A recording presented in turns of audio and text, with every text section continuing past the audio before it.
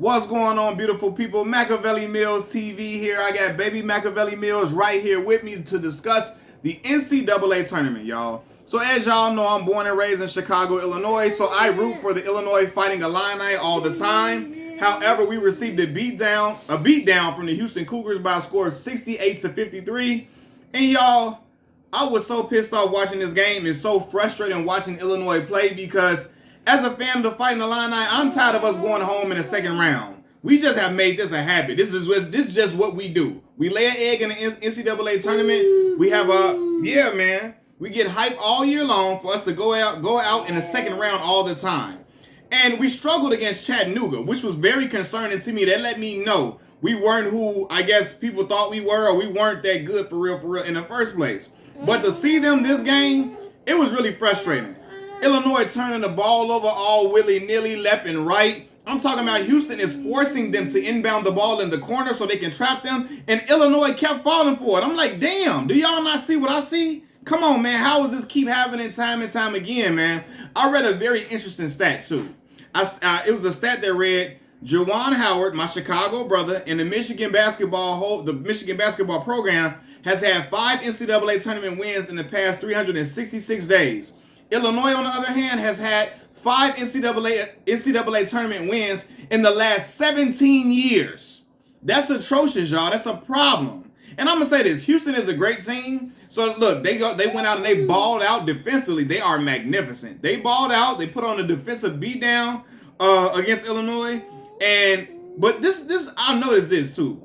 And despite Houston playing well, Illinois has looked out of sorts these last 2 games. That Chattanooga game. Come on, fam. Come on, bro. Illinois been one-dimensional the whole time. I'm watching the guard play. Guard play is terrible. Terrible. They don't make great decisions at all. A guard is supposed to make great decisions. A great decision maker when your team is going through all type of fits. The guard is supposed to calm the team down, get them gathered, get them collected in order to get everything back going in the right direction. Illinois guards do not do that at all. If it wasn't for the bench play at Illinois, this game would have been way worse than what it was. We would have probably we would have scored maybe 39 points or something like that if it wasn't for the bench.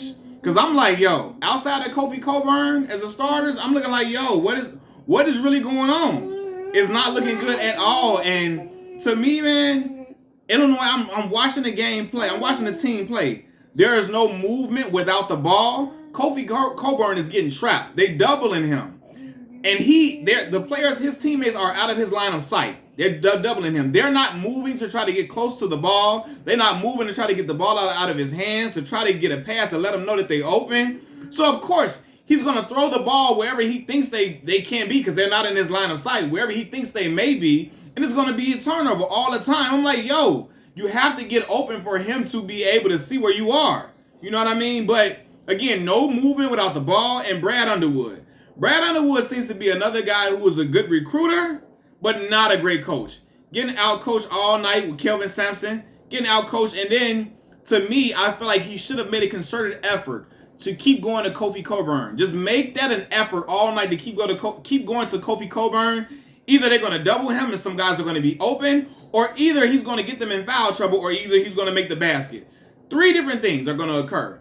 And to me, Kofi only took 11 shots. That is great defense. But it still needs to be more of an effort to get him the ball and let him work. Because he has a great offensive arsenal to me. Very proud, like a good offensive prowess. They could have utilized that a lot.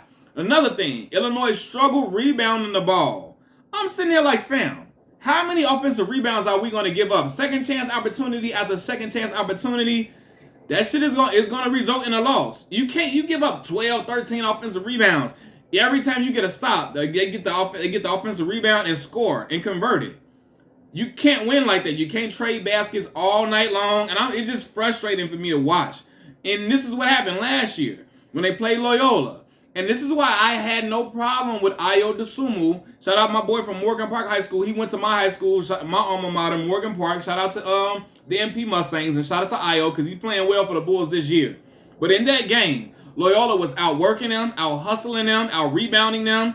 Defensively, they looked lost. They had terrible movement without the ball against Loyola. And that's the reason why they lost. And Ayo looked very bad in that game. He looked shaken. He looked like he wasn't that guy. And that's why I feel like I had no problem with them falling during that time because in a big moment like that in the tournament where people were predicting Illinois to possibly get to the Final Four or the national championship game, they fell short in the second round, and Io looked like he didn't know what was going on. He looked like a fish out of water. And so in big moment games where you don't perform, it's warranted that you're not going to be drafted high because they feel like you may not be that guy. And Illinois laid an egg once again. And this is the second time around we see this happening, man. Even though Houston is a better team than they were seeded, Illinois proves to be Illinois proves to be an overrated Big Ten power on a yearly basis to me. And this is coming from a kid from Chicago, Illinois, born and raised here, still here. They prove to be an overrated Illinois proves to be an overrated Big Ten power all the time. Overrated, we make a lot of noise in the regular season, and then when it comes down to it, we cannot make stuff shake. We can't make nothing shake. We can't get anywhere we're supposed to get. We're not getting where it matters. We're not getting to the Sweet 16, to the Elite 8, to the Final Fours. Damn, we know we ain't getting no national championship game. We ain't stepped foot in there since D. Brown, Darren Williams, Luther Head, what's my boy named Roger Powell, and James Augustine and those bunch. We ain't been there since then. And I'm not saying we got to win another national championship, but at least get us close. We're not even getting in proximity to the national championship. It's nowhere on our radar at all, outside of having good regular seasons. So something got to shake because this is really getting annoying now. Me and my son watching the game, we sitting here and I'm hollering and yelling and he looking at me like, what's wrong, Dad? I'm looking like, damn, man, Illinois is pissing me off. Illinois, here we go once again. And it's for me, I always want to rep and root for my team, my home state, but it's like, come on, fam. Now I got to root for a Chicago kid on another squad over here, another squad over there. Shout out to Lil Charlie Moore playing for Miami. Went to Morgan Park High School as well. Charlie was Player of the Year in Illinois in 2016. Lil Charlie, nice. He liked that. He's a 6-year senior, so he's getting the opportunity to make a name for himself in the tournament, so really make something shake. So I'm really rooting for him today as he plays a tough Auburn team. I'm really hoping that they get the win. But I ain't really got no dog outside of Lil Charlie playing for Miami. I don't really got no dog in the race outside of Juwan from Chicago, so I root for Chicago, brother. Outside of that, I ain't got no dog in the race, really. Illinois gone, and it's like, fam, come on, man. I know I can't be the only disgruntled Illinois fan watching this team play. Again, one-dimensional, terrible moving without the ball, terrible decision-making. The guards just don't make good decisions at all. I'm talking about shot selection, horrible on breaks, trying to pull up for threes instead of going to the cup. Fam, keep feeding your big man or drive to the basket. Why are we jacking up threes when you ain't hitting? What's the little guard name? He was hitting he was shooting 20% in the last 3 games. He had 5 points in the last 3 games and was shooting he was averaging 5 points and shooting 20% in the last 3 games. And he's trying to jack up threes on a break like he's Steph Curry or Klay Thompson.